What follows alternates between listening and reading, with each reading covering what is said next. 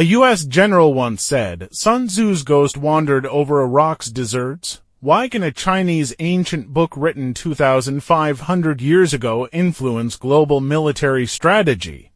Do you think this is just an ancient book? Wrong. It is a required reading at the U.S. Pentagon, referenced in NATO battle plans, and has changed how superpowers conduct warfare.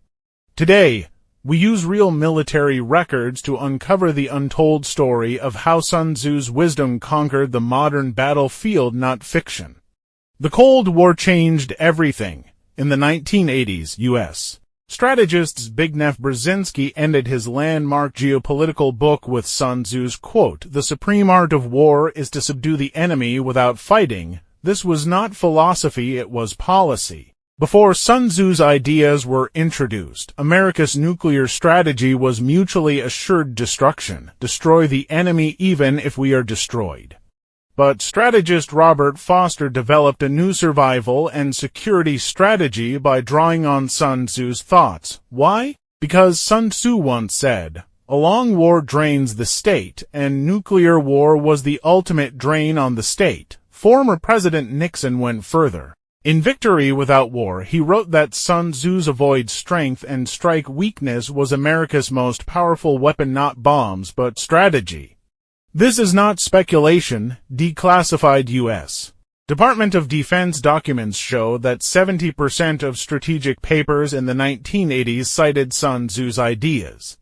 Theory means nothing without actual combat verification. Let's go back to Libya. In 1986, U.S. President Reagan ordered an attack. Within 7 days, U.S. forces assembled a fleet in the Mediterranean. On April 15, the attack officially began. How long was the total combat time? Only 20 minutes. Libya's air defense system was blinded, and command centers were reduced to ruins. How was this possible? The answer lies in Chapter 7 of The Art of War. March swiftly like the wind, stand firm like the forest. First, stand firm like the forest. The U.S. military built an impenetrable system for British air bases, to aircraft carriers, more than 100 aircraft F-1 for fighters, EA-6B electronic warfare aircraft, KC-135 tankers with no gaps. Then, march swiftly like the wind, electronic warfare aircraft paralyzed Libya's radars, anti-radiation missiles destroyed their eyes, and bombers completed strikes before the enemy could react. Sun Tzu once warned, "He who attacks unprepared wins." That was exactly what happened. Libyan forces were completely caught off guard. Fast forward to 1991, the Desert Storm operation. The U.S.-led coalition achieved victory in only 42 days. How many casualties were there? Just 79. Iraq had 540,000 troops at that time. How was this possible? Coalition Commander General Tommy Franks put it best. Sun Tzu's ghost wandered beside every war machine. The coalition's strategy came directly from The Art of War. Careful warfare. Prepare fully. First, prepare fully. The U.S. military spent 6 months moving 500,000 troops and 1.5 million tons of supplies, not rushing but striving for perfection. Then, careful warfare. Instead of attacking Baghdad directly, the coalition destroyed Iraq's military infrastructure through airstrikes, which is exactly the embodiment of Sun Tzu's subdue the enemy without fighting. The Iraqi military was not defeated by direct attack, but because its supply lines, radars, and command centers were all destroyed. This was not by brute force but by Sun Tzu's wisdom.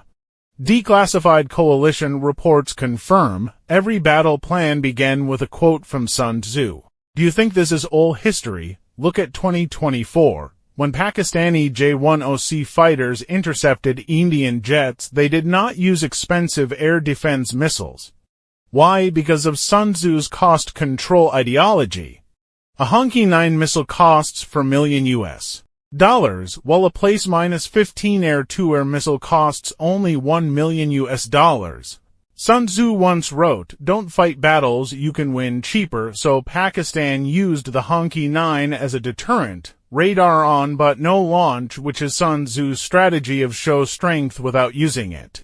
At the same time, it used the J-10C as a strike force. This is exactly use normal force to engage, use special force to win. The Honky 9 is the normal force defense, and the J-10C is the special force attack.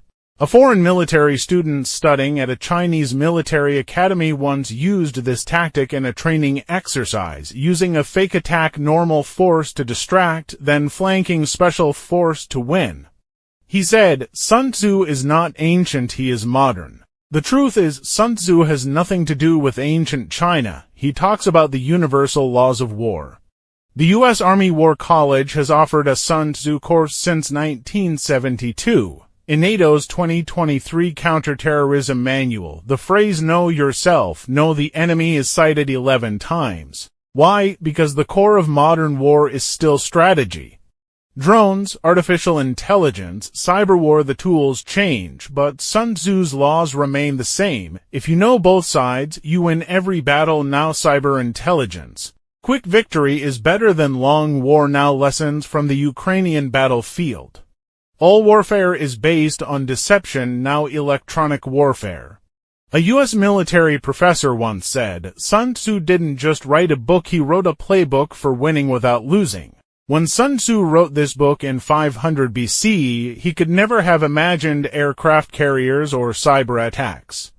But he understood human nature, the core of war. The Pentagon reads him not because of Chinese culture, but because his ideas work.